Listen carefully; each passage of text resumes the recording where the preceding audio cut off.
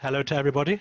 Thank you for signing up to join the capacity building webinar looking at social care research, specifically statistical methods within social care research. And I'm Amrit Riham. I'm a researcher at the Care Policy and Evaluation Center. So I'm going to hand over just in a minute or so to Martin, who really spearheaded the thinking behind having a working group looking at statistical methods within social care research. And I just want to say, well, before having a quick look at the an outline for the program, two things really struck me when I saw the list of attendees. One is that I was really impressed by actually the number of people that we have attending. It looks as though we've got considerable interest within looking at the use of statistics within social care research.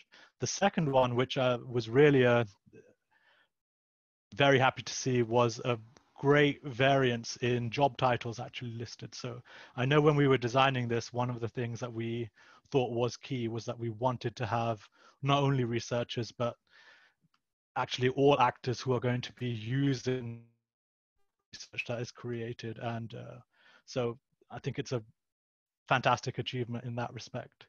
So before handing over, I'll just give a quick overview of the program in case anybody hasn't had a chance to see it yet. So I'm going to be handing over in a minute, as I mentioned, to Professor Martin Knapp, who's the director of the School for Social Care Research, and he's going to be talking about the working group and the school itself. We're going to have a couple of very interesting presentations alongside some time for questions after each, looking at an example of a particularly interesting research design and looking at challenges within using data within social care research. At the end, we're going to leave plenty of time for general discussions to get an overview of and an understanding of what people are hoping to get out of the working group and what people would find useful. So enough talk from me. I'll hand over now to Martin to talk about the group itself. Okay, so let me just say, firstly, I'm Martin Knapp from NIHR School for Social Care Research. I'm also based at LSE, where Amrit is based. I'm delighted that Amrit is going to be chairing today, and he already has revealed he's a very serious statistician, because whereas I would have said there's lots of different people participating in the webinar, he talked about a great variance. So we already have, good evidence of his statistical prowess. So what I want to do is just give you 3 slides after this cover, just to introduce what we're trying to do today. And then I'm also going to pass on to somebody else before we go to Catherine for her presentation. I'll explain that in a moment. So firstly, just to explain, if some of you will not know much about the NIHR School for Social Care Research, there are 3 schools funded by NIHR, one in primary care, one in public health, and one in social care. And you can see on the slide there what we're doing. Our mission is basically what's set for us by NIHR. We started in 2009 with a 5-year phase of funding, got a second 5-year phase, and now we're in our third 5-year phase of funding. And there are now 7 universities as members of the school. They were chosen through competitive process. LSE Leeds and the administrative hub, if you like, at LSE. And then there's King's College London, and then universities of Birmingham, Bristol, Kent, Manchester, and York. And we do research within the school, and we commission external research.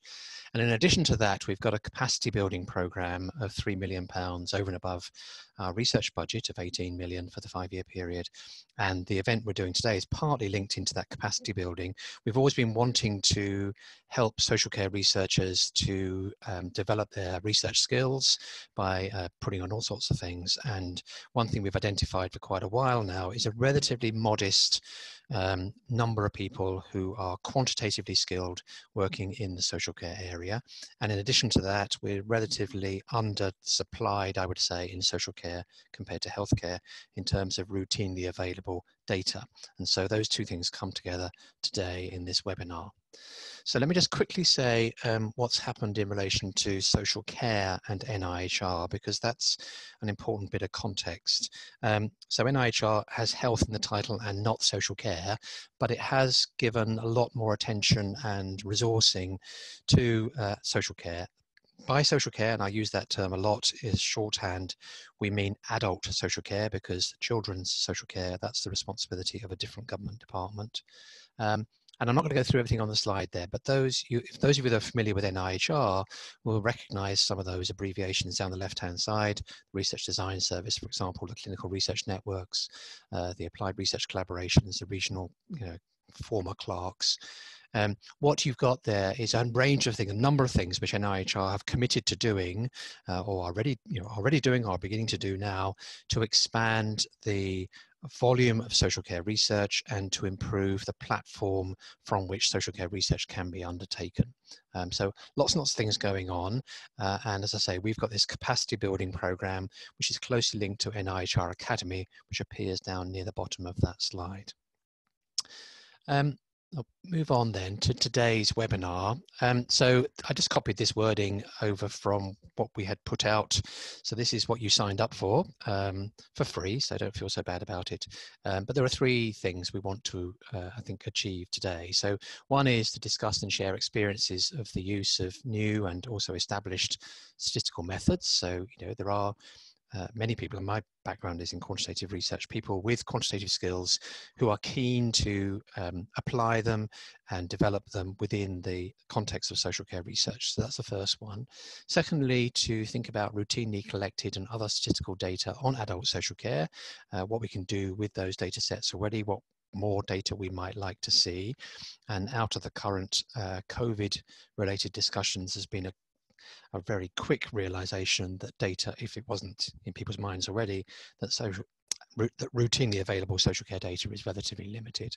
And then thirdly, and this is where we're going to get to in the discussion later on, explore the degree of interest in establishing this working group for social care as part of the overall NIHR Statistics group, which has been going for quite a few years now.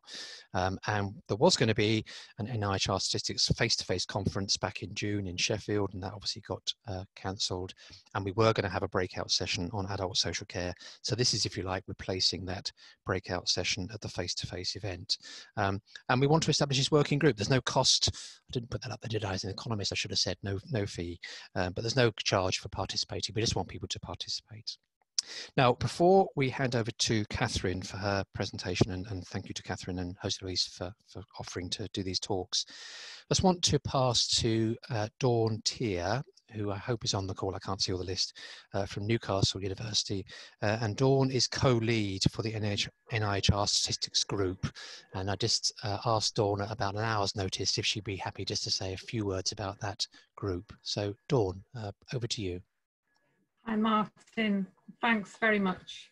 I'm actually pleased to say that both leads are joining the webinar today. Katie Bunce is also the co-lead. I do apologise for this noise in the background, just coinciding with the beginning. But Katie has agreed she'll be the silent partner today on the call. So I'll just spend a minute or so just bringing you up to date with the activities of the group. As you've said, we did actually have a slimmed down version of the conference, not in Sheffield, but online this year. So I'm very pleased to be joining your breakout session online just a month or so afterwards. The NIHR Stats group was formed about 8 years ago now, to give you a bit of context, and it's always been driven by a community of NIHR statisticians, and working groups have tended to form wherever there's been motivation or need identified by a critical mass of the members. And in the past, these have typically been areas where members felt there was little consensus over what was best practice, or maybe where there were cultural barriers that got in the way of good practice. And so our meetings tended to be a mix of other researchers in the field with statisticians. So the working groups tended to be a good mix of out there in the actual context of application. After a few years, we started to put the annual conference on, which was aimed for statisticians to get together. So generally, the activities of the group as a whole include these workshop style meetings, which are sort of outreach activities, and then an annual conference in June. So the benefits, I guess, of forming a new group, we would be absolutely delighted to see a group formed on this topic. You join a sort of a community of applied statistical methodologists. As a group, you could set your own objectives and agendas. We have a large membership of over 600 members at the moment who are interested in at least one of our working groups. And we do already have quite an active group in routine data. That's not to put you off wanting to form. We like to see groups overlapping, that no one's being territorial about these things at all. So just to make you aware, there's already a good interest in that area, which would help you get off to a really good start. So as a general guide, if you did want to become a sort of established group under the NIHR Statistics banner, we're very flexible. We just want the groups to be active. You define your own agenda and your objectives. Ideally, we would like, one sort of open outreach event a year and then something proposed for the annual conference. Many of our groups have led to publications as well. So I hope that sort of fills you in with a tiny bit of background about the group, and hopefully I'll be here on the call and Katie might answer if there's any further questions later on. Thank you very much, Martin and Dawn, for an excellent overview. Next on the agenda is going to be a presentation by Professor Catherine Hewitt, who's the Deputy Director of the Trials Unit at the University of York. I should say that there's going to be 5 minutes after the presentation for questions, though if you find you do have a question during the presentation, please do feel free to type it in the chat and we can discuss it once the presentation has concluded. So Catherine, if you would like to share your screen whenever you're ready. Yeah, I am going to just talk about a few reflections on a trial that I've done in social care, and yeah, just a little bit of, if I can work out how to do it, perfect. The quick overview. So I'm going to talk about a motivating example of a trial evaluating hearing dogs, and then I'll talk a little bit about the design of the study, some of the challenges that we faced along the way, but ways in which I was involved in just trying to overcome some of those challenges, and then sort of a little bit about looking back about what worked well and what didn't work well, and hopefully that will be it. So just thinking about how it all started, I haven't put a picture up of myself because people can see me, but I was contacted by colleagues in Social Policy Research Unit at the University of York to see if I'd be interested in helping design a study to evaluate the impact of hearing dogs. And my just response was, yeah, it sounds really interested, count me in that. And that was back in, actually I look back and it's 2005 that happened, so quite a long time ago now. But it was with Bryony Beresford and Lucy Stuttard in Sprue, and it's also in collaboration with Helen Weatherly and Simon Walker in the Centre for Health Economics at the University of York as well. So the cost effectiveness that ran alongside. And we work with a charity called Hearing Dogs for Deaf People, which is based in throughout helping people be paired with dogs throughout the UK. And then it also involved myself in the York Trials Unit. So I had to put a picture of a dog up on this just because I couldn't, I went to the charity and they were very cute. So I just had, there's one picture of a dog. I will stop putting pictures of dogs up, but yeah, they were very cute. So I thought I'd put one up. So hearing dogs, what are they? Just a little bit of a background, which is, and this is going to very little, just to put the context really. So people with hearing impairments compared to the wider population have high rates of social isolation, emotional distress, mental health difficulties and impaired quality of life. And the charity has been set up to create and support partnerships with specific sort of specially trained dogs and individuals with severe or profound hearing impairments. So these dogs are actually trained to recognise, discern and alert a deaf person to a range of sort of everyday sounds. So that could be a cooker timer to say that you're supposed to, your cake's finished, or an alarm clock telling you to get up, and communicating with others. So saying the telephone's ringing, the doorbell, or their names being called, and some personal safety about smoke alarms, emergency vehicle sirens and things like that. So once the hearing dog partnership's confirmed, you get some additional bespoke sound training as well. So that depends upon the individual and the setting. So if there was something that you wanted that to be a dog to be trained to do to alert you to, then that happens at a later point. So they're bespokely trained to the individual. And they live permanently with their partners, and they live on a 24-hour basis. And they're just similar to other types of assistance dogs. So they're allowed in settings which other pet dogs are not permitted. There's a clear message that these are just not pet dogs, even though they're really cute. They are hearing dogs. So the first challenge was, okay, my first meeting with Brian is, right, what study design should we do then? How could we evaluate impact of hearing dogs?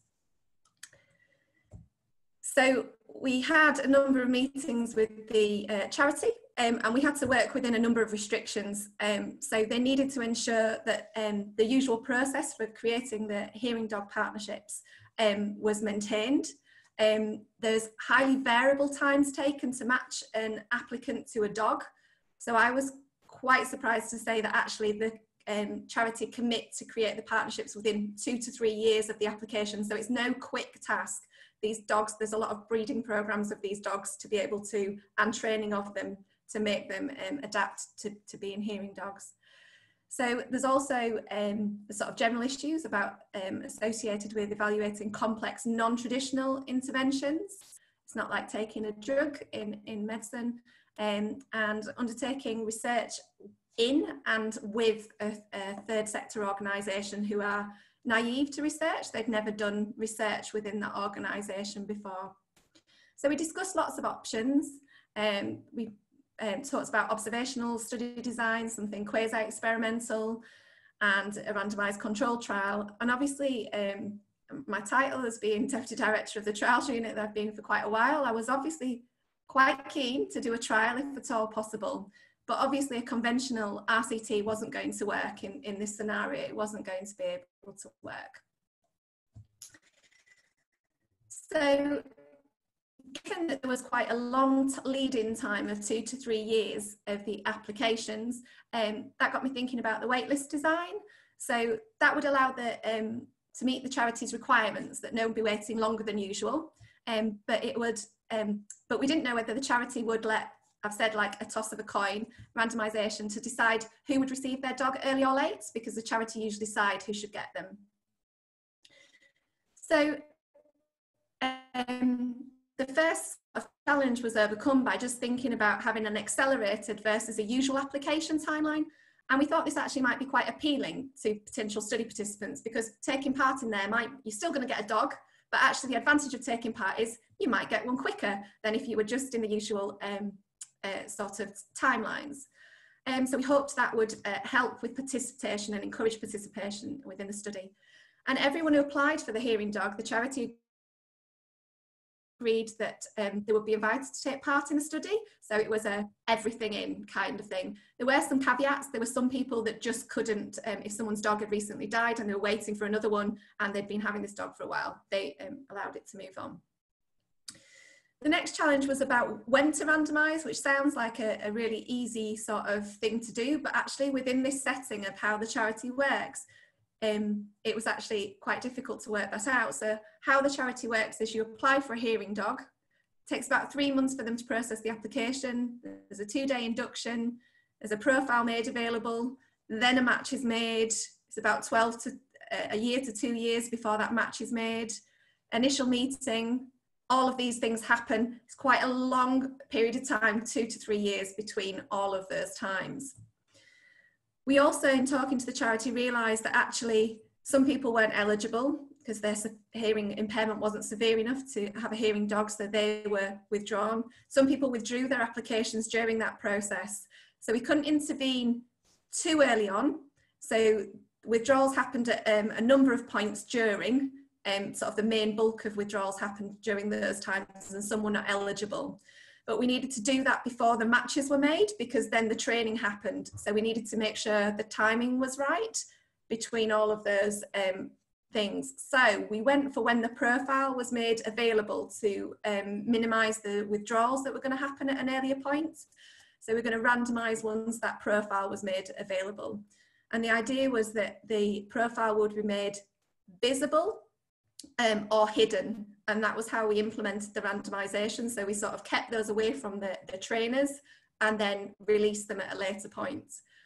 And we decided to collect the data before the 2-day induction, so that got sent out with the information and the contacts. The next thing was, how could we follow up people at the same time in the 2 groups, because there's absolute variability in the time to receive a hearing dog, so not everybody is going to receive a dog at the same time. So what we usually would do is have a fixed period of time after the date of randomisation where you would usually follow people up, and that's set at 3 months or 6 months. And it's, whilst it would be simple enough in the intervention group, that early active, getting a dog earlier than they would have done, to start the clocking those groups to say, once you've got a dog, I want to measure your outcome after 6 months of having the dog. The problem that we had was that when would the control participants be followed up, because we didn't know when those were going to be, and how could we select somebody to be matched with them, essentially, to be able to be followed up at the same time, so that the follow-up times were even between the groups. So we needed a trigger for the waitlist control group where the profile would be made available. So the second challenge we decided would have become by pairwise randomisation. Pairwise randomisation has been around for a while, since 2003, but it's not often actually used, even though it's quite simple. So it allows you to identify before the point of randomisation a control participant that can be followed up at the same point as the intervention participant, and so it involves you stopping having to bias selection or differential in follow-up between the 2 groups. You essentially select a pair of people and they're randomised, one gets the intervention and one gets the control. So it's relatively straightforward, and if one of them drops out, you don't have the problem with the match designs of needing to drop the other person. It doesn't matter. So I put a little emoji face of what my face looked like at the time when this was discussed. But challenge 4 was about how we could incorporate into the design analysis the charity's ability to override the randomisation if needed. So I did take a big gulp at that point, but in one of the meetings, and once they said it, it made sense, because they're a charity and that's what they're built on, to have some sort of, to their trustees, some requirements they needed to meet. So they said they wanted to be able to allocate a hearing dog to a participant should the applicant's unusual or complex needs reduce the number of hearing dogs available. Some people, there are only certain types of dogs that would work for certain people. And if somebody was in the delayed usual waiting times, they wanted the ability to override that randomisation. So I've done some little stick people to try to demonstrate that in a perfect world with perfect trial participants, then everybody we asked to take part would take part, and in everybody who was randomised to get an intervention would get it, a green or a red intervention, and they'd all follow them up, and it'd all be brilliant, and we would not have to spend a lot of time in our life trying to work out what to do when it goes wrong. And then I'd be very happy, and yeah, we wouldn't have to, could go have a drink in an evening rather than spending my time working out what to do. But that actually isn't what's going to happen. It wasn't happening in this trial either. What was going to happen is, as they had said, is that some of those people, so we've got people looking a little bit ill with green sort of fading, red fading, and some red over here where it should be green, and green over here where it should be red. So what the charity were effectively saying to us would be that actually some of these people over here would actually, they wanted the ability to make those people over there, irrespective of whether people tried to do something different. And also the charity alerted us to the fact that actually some people might, there's a few people that stop, give their dog back, they can't deal with the dog, so they stop that. So I've sort of tried to demonstrate that by this sort of shading of it. They've had some of it, but not all of it type thing.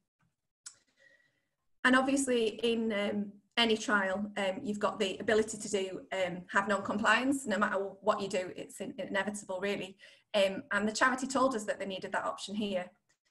So I explained the impact of what that would be, that essentially if these hearing dogs had an impact, then actually all that would do is, if we gave them to the control group before we could observe it, then actually all they would be showing is less chance to find there that impact.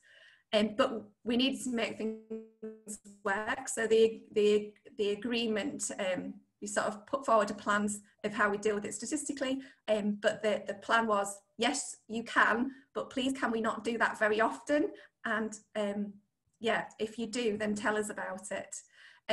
So that at least we could actually monitor it and do something with it. So obviously our obvious thing was intention to treat, irrespective of what's happened to these people. Those people here who got a dog early would be treated as if they didn't, and that would be fine, and that would be what we'd do for our main analysis. But the second thing that we decided to do was a complier average causal effects analysis, which essentially is looking for those people who would have complied. So we look at the compliance status of what we have, and then we create a like-for-like group of people who would have complied being in the other group. And so the general problem is we need to identify what that compliance status would be in the alternative group. Those people were not delayed in getting their dog. Those people, they would have been likely, 5 minutes, thank you. They would have been, if they had held off on their dog, there would have been a group of people who the charity would have wanted to push them forward as well, and we need to identify those. In theory, we could have asked them to do that, but every scenario is slightly different. So we said it was fine for the charity to override the randomisation, but we just needed access to their files to say when those people did that, and to record the reason, and only do it if at all possible, because if it was only essential for them to do it. So the final challenge was that some people return the dog, stop participating or withdraw during the study. And we didn't know what the percentages of these things were, because the charity weren't actually too sure either. They said that once people got to the further point, they wouldn't, but we needed to build that in. So ideally, we wanted to collect data from everyone, irrespective of what happens, but that's not always what happens. So we decided in this trial, the way we would try and explore it to see if we needed to do anything more was to actually compare. Usually what happens is, in a baseline table, you get the characteristics of those who are randomized, and that's what we say is we've got balance, and that's great. But actually what we decided to do here was actually to do those with as randomized, but also as analyzed, because that would allow us to see if there was any differences between those who withdrew, who sort of were impacted on their sort of well-being from not having the dog and withdrawing their application. So we wanted to just make sure that the sort of what that looked like, and if we still retain balance in the groups on their baseline characteristics for those as analysed. And that sort of allowed us to look at sort of whether it was informative missingness or not, to explore in some further sensitivity analysis as well in the later date. So this is just a quick summary of everything that I've talked about the different challenges.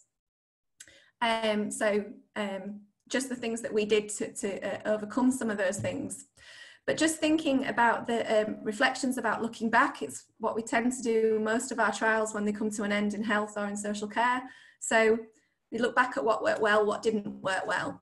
So the things that worked well, I mean, the charity were really good. We had a really great working relationship throughout the whole of the project, and that was probably key to making sure that we could do this study. They actually didn't override the randomisation as we thought they would. There was actually only 5 people that they actually did sort of override the randomisation. We had a problem with follow-up, and some of that was just that we should have allowed more time for participants to receive their hearing dog, and we didn't. Things that helped were about managing expectations of the relationship between the two parties, them having that open dialogue throughout. We also had a study support officer that was embedded within the charity that was essential, who was on the ground to see what was happening and actually could understand, and we had a lot of contact with them. And also we had health economists and statisticians that were involved from the start to the finish of the study as well.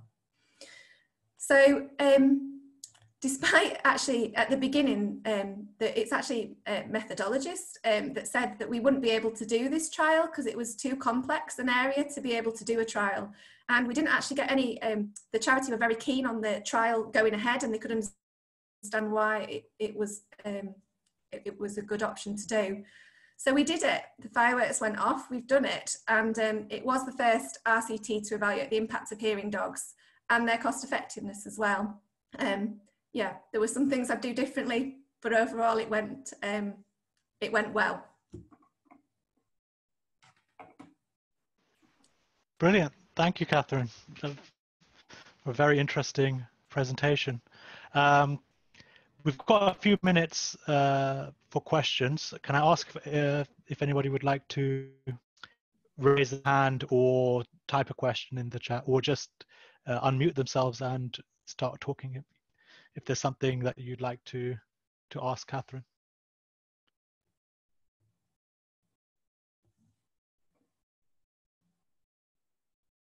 I should say, so one thing that I was wondering was, I wondered if you had written up this experience in something in the form of a blog post. I think it's incredibly interesting and could be really valuable for someone who might be looking to undertake a similar type of study.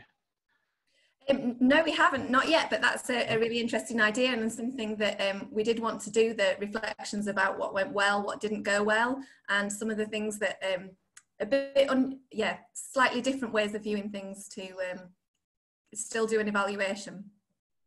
Mm-hmm. Yeah, something I will definitely pick up with Bryony as well. Yeah. One reflection that I have is that it's often the case that we do a piece of work, but we perhaps haven't advertised it enough as we should have to our colleagues. So there may be some cases of colleagues not knowing what you've done. So I think that would be a shame in this case. I think we've got some questions popping up in the chat. So Mike is asking how useful it would have been to have had a stats group while you were preparing the project. Do you think it would have been a good idea to have people to bounce ideas off of, for example?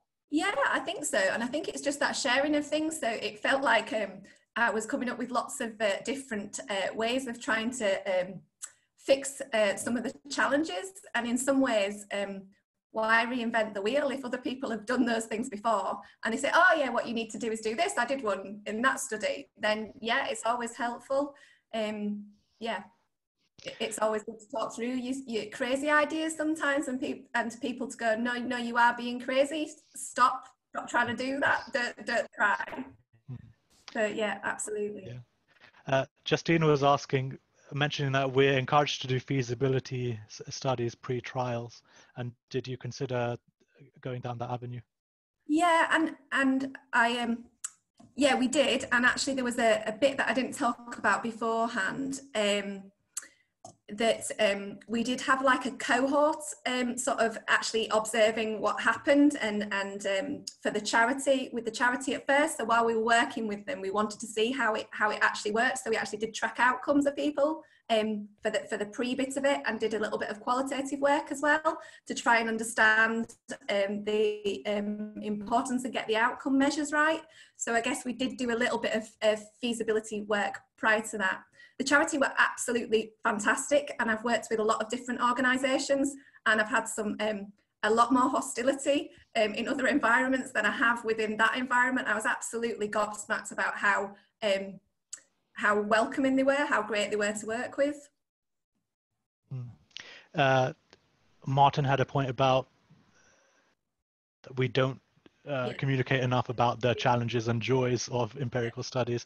Demi had a question. She was wondering if you could tell us a little bit about the cost effectiveness, the results of the cost effectiveness analyses. Yeah, I'm not sure how much I'm supposed to say because it's only just kind of coming out, but it depends on what perspectives that you take and who's going to pay for it, because obviously they the charity are paying for these things. So if you continue with the charity paying for it, then it says one thing. And if you say that there is some mix of the two, or if you've got actually somebody else paying for that, it says something else. So there are scenarios where it does become cost effective. Jose Luis was wondering if this was the first of many trials in social care for you, or if you've been put off by the experience. No, I do lots. I've worked in health for a long time, but I do a lot in the social sciences as well. So in social care, which I think is, I've put in a lot of applications to varying funders. This might have been one of the first within social care, but I do a lot in crime and justice, in education, in lots of different areas, business as well. So yeah, probably the first in social care, I think. It won't be the last, no. Yeah, I think we only have time for one more question, unfortunately. So Kieran's asking if there's been any transformations in how charities have been handling data after this. Were they more inclined to record certain data that they weren't previously? Yeah, I think they were, because they realised that actually when we started asking some of the questions, they didn't know the answer, they just knew anecdotally. And so we said, so how many is that? And they just didn't know. So yes, they started keeping records of things that they perhaps in a more structured way than they would have done beforehand. So I guess that's a knock-on thing of getting involved in research, is for them, they could know what's going on in their charity a little more than before. Well, that's fantastic. Thank you so much, Catherine, for a very interesting presentation. Next, we've got Jose Luis Fernandez, who's going to talk about some of the challenges and opportunities for evaluation using social care data. Thank you very So much, Amrit. Yep. So my presentation has nothing to do with dogs, but given that there was a very cute dog in the previous presentation, I thought I'd take the opportunity and stick a picture of my two dogs, Bruno and Lola. So there you go. Just a couple of things in terms of what I want to talk about. So I don't want to really illustrate a specific statistical approach. What I wanted was to think more in terms of what I think might be key questions that would be really great to try to answer better and have more evidence about using statistical methods, specifically in the context of social care policy evaluation, policy and practice evaluation, and then concentrate in particular on the role and the potential that administrative data sets might offer us for doing those analyses. Now, just a disclaimer before I even start, this is not to say that I don't value RCTs, or that I don't think that they're really important. They've got a great role and potential in the area of social care. It's just that given that there is such dearth of evidence for social care statistical analysis, in the last few years, I've been really interested in trying to develop the use of administrative records for looking at social care evaluations. So this is just an acknowledgement, the fact that the project that I'm going to extract most of the evidence from for this presentation was a project that was actually funded by the School for Social Care Research. And it was a project that was looking at developing a framework for evaluating prevention in social care using administrative records. Thank the 5 local authorities that have been that share the data with us, and then to obviously acknowledge my co-investigators, and you see their name there. So. The next slide is quite simple, and yet for me it's still very important. This is something that my first boss, Bledin Davis, about 24 years ago in Kent, taught me, and I haven't been able to let go ever since. And I use it pretty much daily. And this is it's what he called, I guess, the production of welfare approach, and it's sort of summarizing some of the key what relationships that we might want to look at when trying to understand whether the social care system is doing a good job. And these relationships are between, you know, very predictable, very obvious sets of factors, which are the characteristics of the people that might have, in this case, social care needs, which might be to do with their particular levels of you know, health problems, or levels of dependency, or mental and mental health issues, the extent to which they might might receive support from family and friends.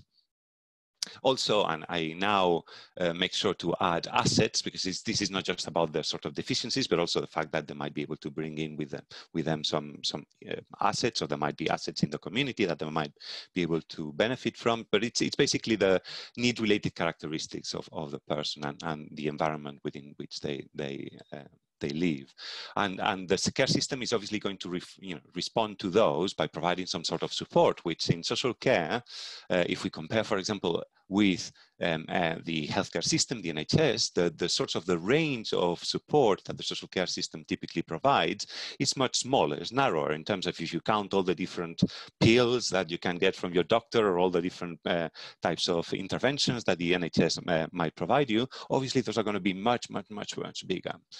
However, what is very challenging in terms of evaluating the social care sector is the fact that the types of services, the types of responses that the social care system offers to people with social care needs are not very narrowly defined in terms of, oh, you've got this very specific combination of characteristics, therefore we're going to give you this treatment or a different treatment. There's a lot of variability in the packages of care that people get, both in terms of the amount of care that they get, but also the combinations of services they get. And so you can get very different packages for people who, on the face of their characteristics, look quite similar. And so that, I think, is a key challenge. And similarly, you can get the same support. So you might get home care with very different needs. You might have dementia, or you might be bedbound, or you might be relatively independent, and still get some home care, for example. And so those are the complexities that really we have to face when we are carrying out evaluations in the social care system. And of course, if you have got the opportunity to have the resources to do an RCT, that's going to solve a lot of your problems, but it is expensive, it takes a lot of time, as I was illustrated just a second ago. And then the other point is that there's a vast amount of information in administrative systems that might be helpful to exploit in terms of understanding how the system is doing. Obviously, although this sort of relationship between the needs and the services is very important, because it tells us key information about the way in which services are targeted, the equity in which with which the services are provided. Ultimately, what we want is to explain outcomes. And in social care, another challenge, very big, significant challenge, is the fact that there's very little information on, in particular, quality of life indicators. There's a lot of great work done on developing different indicators, different measures, but those are not collected very regularly. And so this is a big challenge in terms of doing statistical analysis that describes this sort of system. Obviously, we want to also count the costs and the resources involved in providing this system. Whereas these are the sort of the what questions, there's two things to say about this. That this is something that I guess the most natural level of analysis is in the individual, but you can also repeat this sort of thinking, apply this sort of framework exactly the same at the provider level or the area level, by comparing, for example, local authorities or countries. And also the fact that this, although, this picture seems to be static, actually, it is something that is longitudinal. So it's, things change through time. And that's why, in a sense, we're talking about long-term care. It says it in the tin, as it were. But the other thing is that obviously there's going to be all the factors which complicate the evaluations, which you can try to take into account in your evaluations, which are about the how things are put in place. So the processes for care management, for example, which will then determine how services match needs, or the extent of coordination between health and social care, training of staff, etc. All those other things are things which are very important in terms of the evaluation, and which we would require information on in order to do statistical analysis around, but I'm going to ignore those in terms of today's presentation. I've already alluded to some of the reasons why we don't have a lot of information to actually map out this system, and the fact that I guess historically there hasn't been the same sort of tendency for people doing quantitative analysis to get involved, but also I think that the social care area perhaps hasn't been as welcoming to them as others is one important factor. That's changing, I think, now very significantly. But also because of the complexities that I was highlighting a second ago, this disentangling of the relationship between needs, services, and outcomes is something that is very complicated, in particular if you haven't got access to lots of resources to carry out trials. But so what we've been doing over a number of years now at CPEC is to look at whether it is possible to tap into administrative records in order to sort of provide a quantitative picture of what's going on in the care system. And I'm just going to illustrate some of these. In particular, what we've done is establish some partnerships with local authorities and share evidence, intelligence, but also data from their administrative systems about the character, the sort of the need profiles as collected through assessment records, and then service utilization as collected through the finance system, really, and linking those. And so when you do that, you're able to provide or set up panels of data, so you can see who's in the system and how long they stay in the system over a number of years. In this case, I'm just illustrating that with data about the ADLs, so the disability of people with learning disabilities in local authority 2, where we had more than 3 years worth of data. And you can see that even within those 3 years, we were seeing an increase in the level of dependency of the service users. And there's all sorts of questions about the interpreting data from administrative records, which I'll get back to at the end. But basically, once you have that data, you can put it in ways which are very useful in terms of illustrating what's happening in the system. And even something as simple as showing a picture of the panel, as it were, and how it changes through time is something that policymakers can find very interesting, and they don't tend to think or to use their data in this way. That, by the way, is one of the few pieces of evidence which shows how disability for people with learning disabilities has been increasing in recent times, and which might explain some of the big changes in levels of expenditure for that group that we've been observing. I was saying this is obviously based on individual level data, but there's also, I was saying a second ago that you can also think of those analyses at the local authority level, at the area level. Well, the problem with local authority level data is that you haven't got the same indicators. The indicators are much more simple, but just to illustrate the sort of variability that we observe across England, this is just for local authorities, is the distribution of the proportion of the population which is aged 80 or above. And this is important in terms of social care because for all the people services, most users will be aged 80 or above. And you can see how there's huge variability across England in the characteristics of the areas.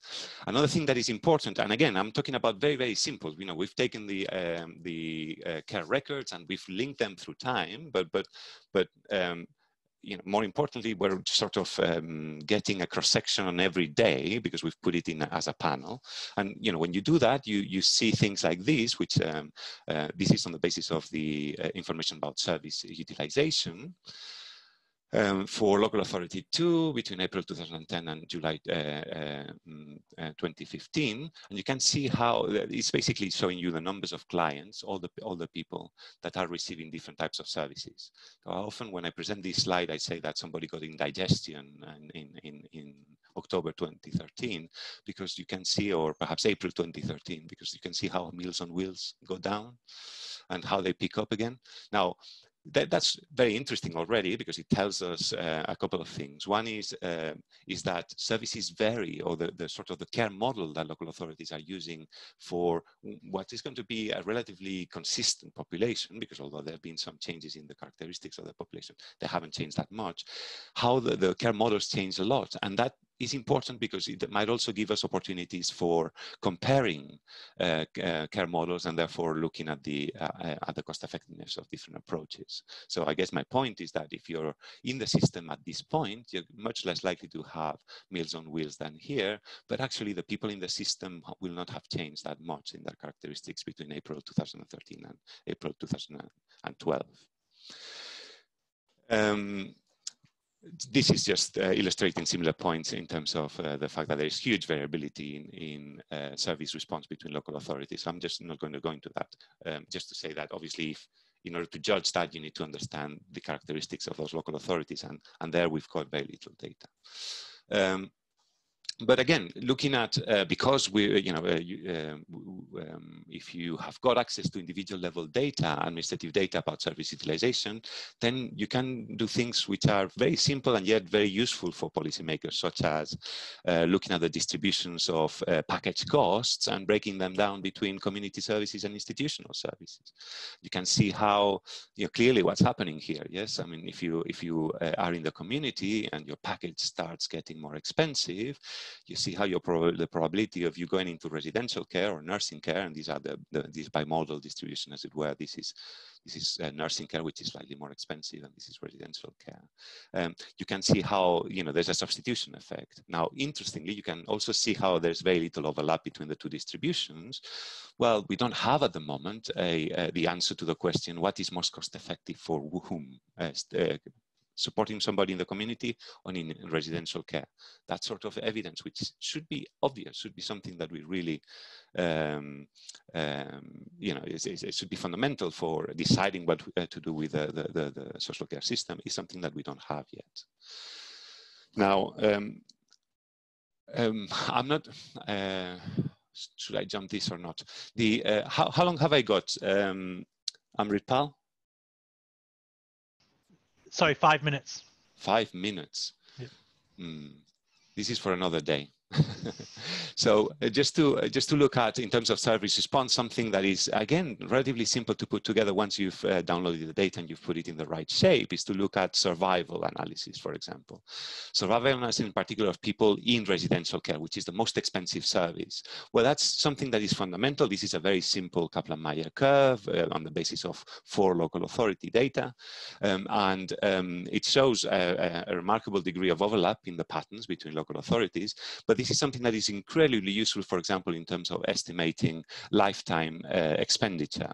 And lifetime expenditure is something that was crucial to shaping, for example, new proposals for funding reform. The deal note proposals rely very crucially in this sort of information, which tells you what how long people stay in residential care and therefore what their expenditure is going to be like. Something more recent, for example, this is data that is we've been collecting with London local authorities, looking at occupancy levels in care homes in London now in recent times, and you can see how, because of COVID, and I haven't got the time to go into the details, but you can see how occupancy levels have dropped significantly. Well, this is something that is very important in terms of thinking about the sustainability of those providers. And using the data that I've showed you a second ago, the data from the local authority panels, one thing that we've done is, for example, take the panels and assume that at the beginning of the period, 30% of residents die, or 20% die, or 10% die. We've just randomly chosen them. And see, then just not changing anything, we can get an idea of how long it's going to take for the system to recover in terms of going back to normal levels of demand, ignoring all other demand and supply effects. And you can see how the results suggest that, even 2 years after, if you've lost 30% of your residents, you're still going to be missing about 15% of those residents. And this is very important in terms of thinking about the long-term consequences of the COVID epidemic that we're looking at the moment. So something I said very important is looking at outcomes. Now, I'm not going to have time to show you anything in detail, but one of the problems, significant problems that you bypass by having a trial, by having a randomized allocation method, is the fact that there is obviously a very big correlation between the services you get and your characteristics. So Generally speaking, when we look at raw data in terms of outcomes and we compare outcomes against services, what we tend to pick up is this negative spurious line, because the outcomes of people that receive more services tend to be dominated by the negative consequences of their higher needs, if you see what I mean. So something that we've tried to do is, for example, is to control on the basis of assessment data for the characteristics of the need characteristics of those service users. This is, I'm not going to go into any detail of this, but this is basically a production function model that tries to standardize for characteristics. These are the blue, are the characteristics of individuals. Then this is the informal care. And then once you do that and you are able to standardize for the characteristics, you can start seeing some beneficial effects of, in this case, for example, illustrating the fact that if you get more home care, you're going to have a lower probability of institutionalization. Again, I can't go into details because I haven't got more time. But another thing that we're doing is looking at changes in assessment information as proxies for outcomes as well. Again, something that we can talk about in terms of the questions. So conclusions. So we do think that administrative data is I think, has great potential to help us understand how the system is doing. The numbers of cases that you can find there are just, you can't compare them against any of the other data sets, either the ones that are collected on, through a specific bespoke survey or the general surveys. I mean, ELSA, for example, has got really very small numbers of cases to do these sorts of analysis. But it also has lots of drawbacks. We need to understand how to interpret the data. The data is collected not for the purpose of an evaluation. Is collected for the purposes of running the system, and therefore there's all sorts of caveats about how you interpret that data, and that's something that we need to get better at. We need to get better at standardizing those needs.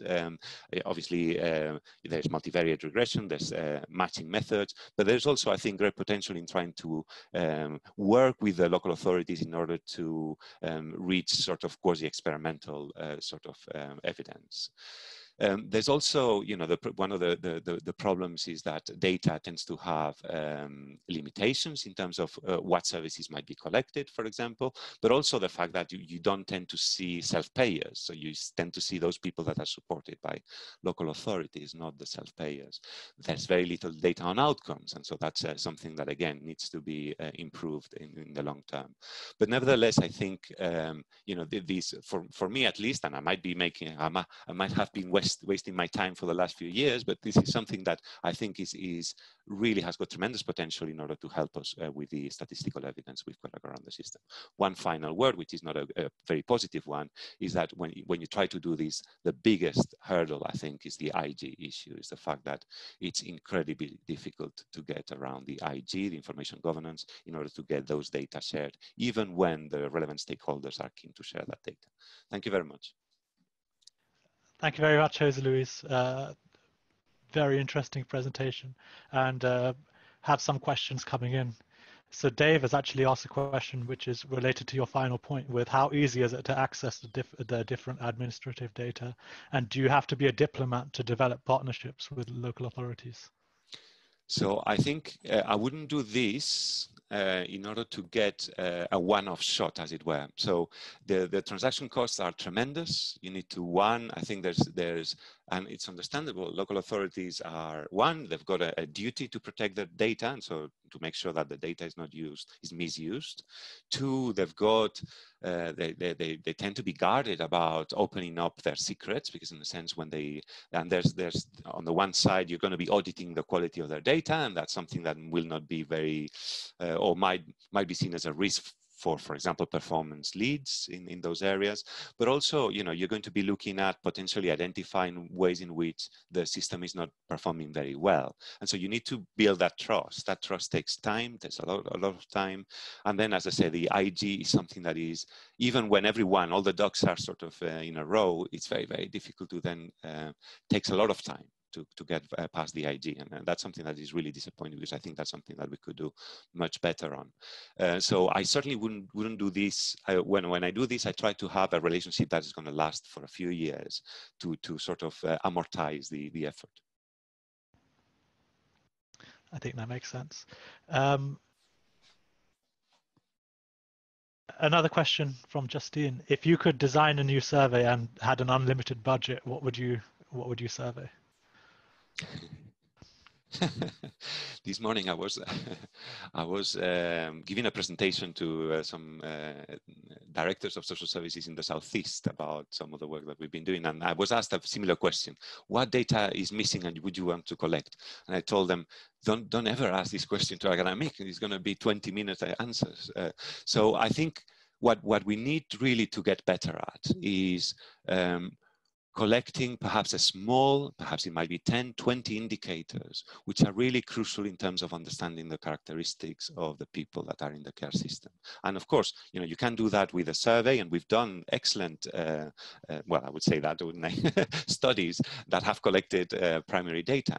But I think what we need to try to do is to move to a situation where services themselves across the country are collecting a minimum data set. And I think 10 or 20 characteristics would be enough to cover a lot of the variation in needs across service users. And that would open up all sorts of possibilities in terms of analysis of administrative data.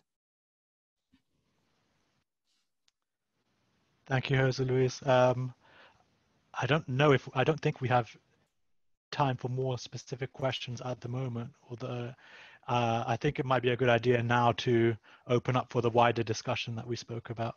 So Martin, I don't know if you want to say a couple of words just about what we're interested in terms of gathering ideas for what the group would find useful within a working group. Yeah, very happy. So, I mean, we, a couple of things to say. Firstly, thank you very much to Catherine and to Jose Luis for those presentations. And we wanted, you know, somebody to talk about individual level evaluation, and Catherine's excellent presentation on the challenges and joys of doing trials, and the fact that she's happy to do another one after this one. It sounds really good, so that's very helpful. And then we wanted somebody to talk about the use of routine data, currently available routine data, and some of the challenges, and Jose Luis is the best person in the universe to talk about that, so that's really helpful as well. So I think those are the two things we particularly wanted this group to think about. One is, well, maybe the three things. One is around the design of the studies, and Catherine was really helpful in helping us to understand how they chose the design, the particular design for that hearing dog study. Secondly, I guess it's about the statistical methods. We haven't heard so much about that in great detail today, but the methods that might get used. And then thirdly, it's the kind of raw materials, the statistical data or the quantitative data that would go into some of those studies or commentaries or whatever else. So I think I'm just going to open it up, and if people want to jump in with suggestions, and particularly we're looking to see, I hope there's enough interest for this group to keep going. I'm very keen. If it's just Amritpal and me, we'll keep it going, that's fine. But we'd love to see it keep going. And then to do so, we'd like to hear what you would like to see covered and how we organize ourselves around, you know, online meetings or whatever else. So it's really open to you. I don't think it needs to be in the chat function. You can just, I think we're probably, there's enough, you know, we can manage it if you want to just jump in with voice comments. So do please feel free to unmute yourself if you've got something like you'd like to talk about, any just general ideas for what you would find useful within such a group. I think one of the things that I've been thinking about is a group like this could be very useful to talk about some specific methods that have been in use currently but might warrant some further discussions. Something that jumps to my mind is dealing with missing data, in particular with multiple imputations. So it's been a strange observation on my part, and I know other colleagues' parts as well, that we do multiple imputations, but within papers we just almost brush it off by saying we did multiple imputations, but not expanding beyond that. So I wonder if that's something that we as a group should be considering. Is that appropriate? Could I speak? Yep. I'm Katie. I'm the other co-lead of the NIHR Stats group. I thought the two talks were brilliant for exactly the reasons that you've said. And I thought Catherine's talk was superb in that I've collaborated with studies in social care. And because I've been too much of a statistician and too literal, I think I've run into some challenges that Catherine navigated better than I did. And so sharing some of her pragmatism, I think I would have found, or I would still find, very helpful. I think for me, I was working with a charity, and the charity had a very different perspective on how to use data and how to interpret it. And I'm too literal. And so sometimes having a discussion about how best to present data would be useful.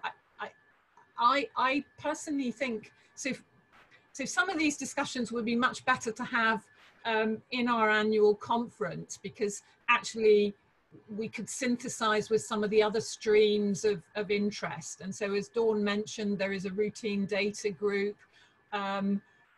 We've kind of been wrestling with the statistics versus data science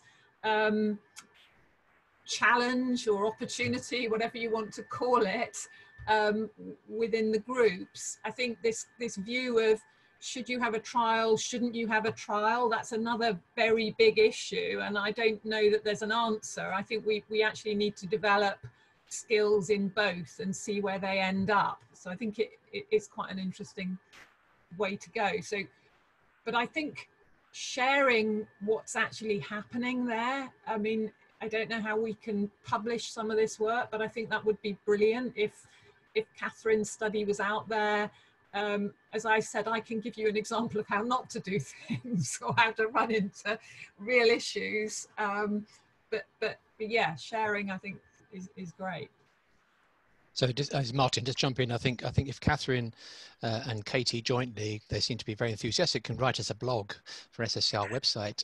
No, but seriously, I think what you did talk about, Catherine, and what you're hinting at, Katie, are those things that you don't normally see written up in the results of a study. The study, the papers from studies have to be very tightly worded and so on. And so a lot of that detail and the process by which you got, the processes through which you went, whatever, to get to the design you chose in the end, those things are missing, I think. And I think people sometimes get put off doing more complicated, what they think of as more complicated research designs, because they see in the published literature the beautiful end product, and they don't see all the difficulties and the ways in which we overcame the difficulties in getting there.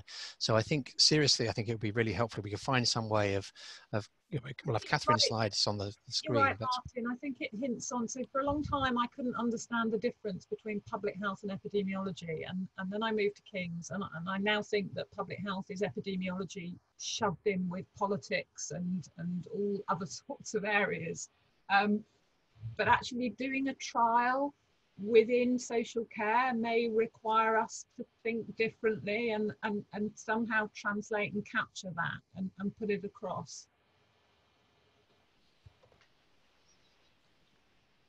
Yeah, I was just going to say, I think is that kind of, for me, it was thinking very differently about what I would normally do, because yeah, I've done a lot of trials, and this one just felt like at every meeting there was something in the way of something going to be happening, and it would have been easier to just say, okay, we won't do it, then we will just, there was a lot of talk about sort of something quasi or something observational, and I just felt it was worthwhile, given the charity and how open they were, to try and push for that. And I'm actually obviously now thankful that we did, but it would have been much easier to give in, and that wasn't from the charity. That was from colleagues.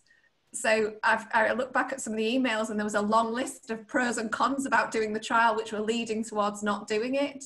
So yeah, I think it would be quite helpful just in those formats to be able to discuss options. And actually, we did have the caveat within that study. We had a second option should that trial not be feasible, so that we wouldn't lose the ability to evaluate something. So it was trying to be responsive and sort of not sitting back and assuming it was going to happen. So I think just those ideas about actually having all of those things were helpful, just to cover all bases, I guess. Someone's just written something about trials units, which I guess I should read. We've had a number of comments in the chat. I don't know if we should start going through them at the moment. So Debbie mentioned that following COVID-19 and the effect that has on patients, we might anticipate a need for more collaborative studies between health and social care, and was wondering how this might be managed statistically and whether that would include looking at crossover effects. I think, again, I think it's different if you're collecting the data yourself or if you're relying on administrative records. In terms of administrative records, there's now some places where you know, getting the sort of full picture in terms of service use is possible. So they have managed that, and therefore, in terms of doing the evaluation, it's not that difficult. But it's going back to the point about the IG. Every time I failed to get the data at the end of the day has been one when the NHS was involved in sharing linked data with social care. So from an IG perspective, although I know that services, because I've been sat in front of the data and looking at the data that was linked, for example, looking at GP records linked to care home use or to community service use. That's you know, the IG has always been the thing that was very difficult to overcome. But otherwise, should it be really that much more difficult to include services or to include the sets of outcomes? I think you need to broaden them, because there's now good evidence that some of the quality of life indicators that respond well to healthcare interventions are not always the same as the ones that are going to map well the impact of social care services. But otherwise, it shouldn't be more difficult. Apart from the IG. That's perhaps is my optimistic view.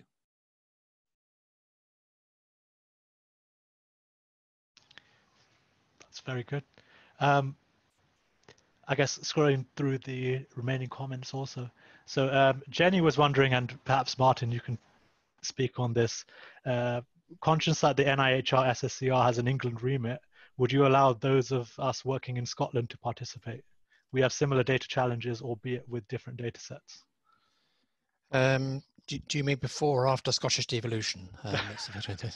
No, I mean, I think obviously we'd be delighted. And I think many of us in England look at the very good data you have in Scotland. I think you have much better data and data linkage than we do here. And there's been some really good, very interesting research. Elizabeth Lemon, for a PhD, for example, did some really good stuff using Scotland-wide data. So I think as the group, though, given the objectives that we've been suggesting the group might have, the more the merrier. I mean, I think it's great. I think we could do that. And I think the issues that we've been talking about, the information governance things that Jose Luis is talking about, the design issues that Katie and Catherine were talking about, those, you know, are not confined to the English situation whatsoever. So be delighted to have people from elsewhere. Wendy was wondering if the group could be used to discuss proposed studies as a learning tool and to take advantage of existing expertise in this area. I think that would definitely be of interest for a number of group members. Potentially a good way to have impact also. Can I just add, I mean, the NIHR Statistics group has tended to be as inclusive as it possibly can. And so we've had people from Wales and Scotland. Sometimes working with our colleagues from the devolved nations actually gives us an opportunity to see how things can be done better in England. So by doing this, we learn. And so I would be very keen that people from Scotland join and anybody. I don't know if Dawn wants to say anything. I've put her on the spot. I just wanted to add, I've got a very unstable connection, so I may go gurgly. It's just thinking about going forward. I think the fact that you've held this meeting today, you've just had 2 talks on the agenda, and you've had, I think there were 85 participants at one point. This shows that there's real interest in this area. And typically our meetings would look a bit like this, maybe with 4 talks rather than just 2. And you may get enough momentum from a few more meetings to sort of get a clearer view of maybe what specific activities you might want the group to do. I think you've definitely got enough momentum to have a few more meetings.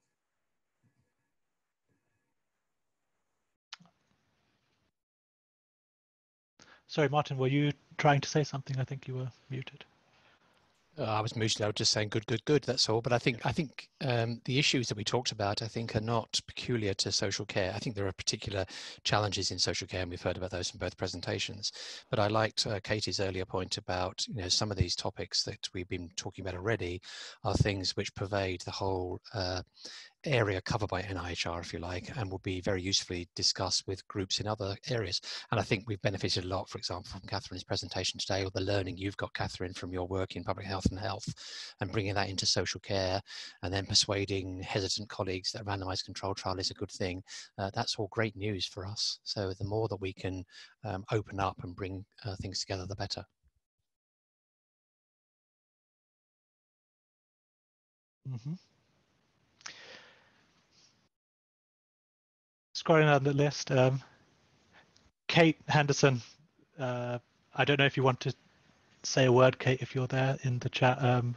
You mentioned that it would be good to discuss more non-randomized controlled studies where randomization isn't feasible.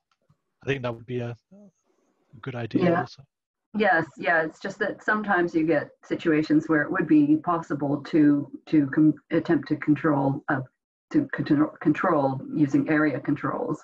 And Amrit well aware, we did a study that involved comparing an intervention across areas. But to do that well, and not to get into problems of selection when you can't control for the unobserved differences between groups. I think that would be very useful, because sometimes it is, obviously randomization is a huge additional endeavor and activity. It just makes it much more difficult to run a study. So yeah, if we could do that and do that well without actually randomizing but controlling, that would, I think, be really useful to talk about ways to do that well. I think that would be a good idea as well, because some of the other things that I've done outside of social care but have been where randomisation's not been possible. So I do a little work with the government over lots of their departments of evaluating things for them, and they're really interested in like regression discontinuity, interrupted time series, more observational type stuff using some routing data, because they do have access to some data that we can't get access to as well. Yeah, I guess the whole work as well as trials. And I'm sorry that I spoke about a trial. It was just one that's just finished, so it was topical. But I agree. I don't think there's many other forums for discussing those designs in the same way. That'd be great. That'd be great.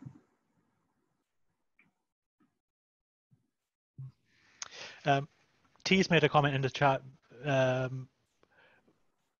mentioning that we might want to look at the composition of the group in terms of who its members are, to make sure that we're including not only those who are academics or researchers, but also those working in the care sector in varied roles. And I think I completely agree from the outset. I think when we were just trying to envision this group, we tried to make sure that we would be including not only researchers, but those who are also going to be making use of research. And I agree with this point that it's important that we have a two-way learning stream in terms of understanding how research can be used and in what forms it can be impactful.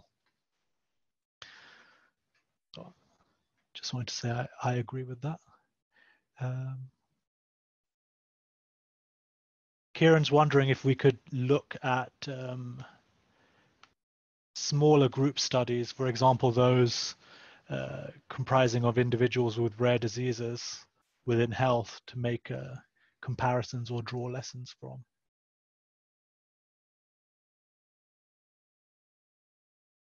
I think that could definitely be a good idea. There are a number of studies for which it's very difficult to collect data within social care, and so looking at studies within health that have had not incredibly large sample sizes could be a very good way to learn as to what methods are effective.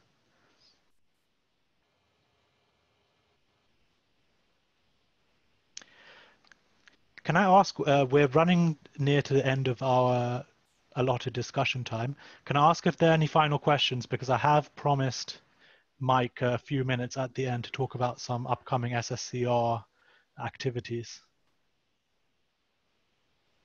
So if anyone would just feel free to unmute yourself if you do have a point to raise.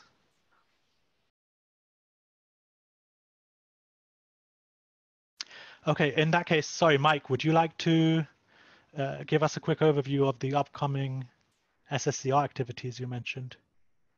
Okay, thank you, Amritpal. Thank you, everyone. Hopefully you can see my screen there. So, okay. Yes. This is very brief. Thank you, Amritpal, for brilliantly chairing this, and thank you, everyone, for your great contributions. We'll take away the ideas from the discussion and work out the next steps and inform everyone of what we plan to do around this group. But I think this has been a great start. Just a very brief bonus update for those of you that have been able to stay to the end on some areas of activity for the school. We have a huge range of ongoing activities. Important in that is a whole program of further webinars organised for the rest of this year, in fact, and more to add to that program. Some of them are methodological or about career development, such as writing grant proposals or applying for fellowships. Some of them are about the outputs of SSCR research in the last year or so. And the next one, in fact, is on the 28th of July, and that's a focus on social care professionals and the reports of some research from the school around that. If you look at the web link there on the school website, you'll see the program that we already have, and that will grow over the coming months. and we will be publishing further outputs from completed research. So please do keep an eye out for those. That will tell you about the kind of research that we've done and the topics we're interested in, and may start spark some thoughts for further research that would be of interest to this group in the coming years in social care. But this is the real bonus, I think, for people here. The forthcoming news is that we will be having 2 calls for proposals in the autumn. So the first will be for our Career Development Awards. Martin mentioned the programme of work we're doing around capacity development, and this is an annual call that we have started last year, will run this year, and for probably the next 3 years after this.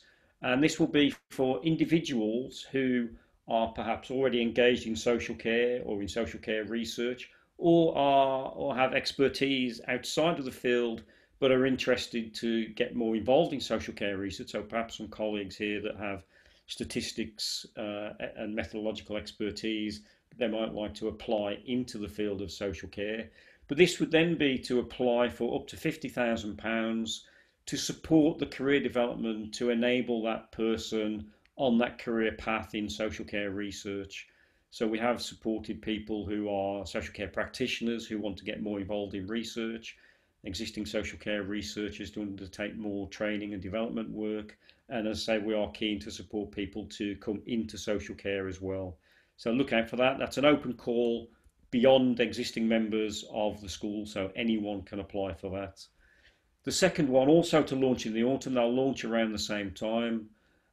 This will be for research projects though, and they will be up to £100,000 for the project in adult social care.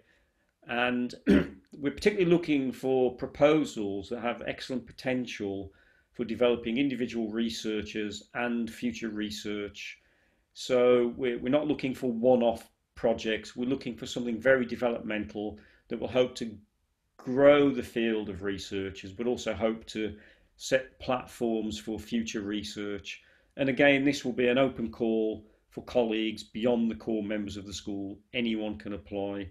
So hopefully that will stimulate some interest. It may be the colleagues here have some interesting ideas in sort of seed corn projects, whereby they might undertake that project to lay foundations for further data collection and statistical analyses, or further development of methodological aspects of statistics around social care research. So please do look out for those, and hopefully you have some interesting ideas to apply for us. Thanks, Amritpal.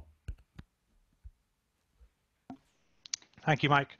I think this is we're drawing to a close. If you don't, I don't know if you have anything to end with, Martin. I'd just like to say a big thank you to our speakers again, and to our colleagues who helped make this event possible and successful, in particular Angie Mehta and Daniel Gulliford.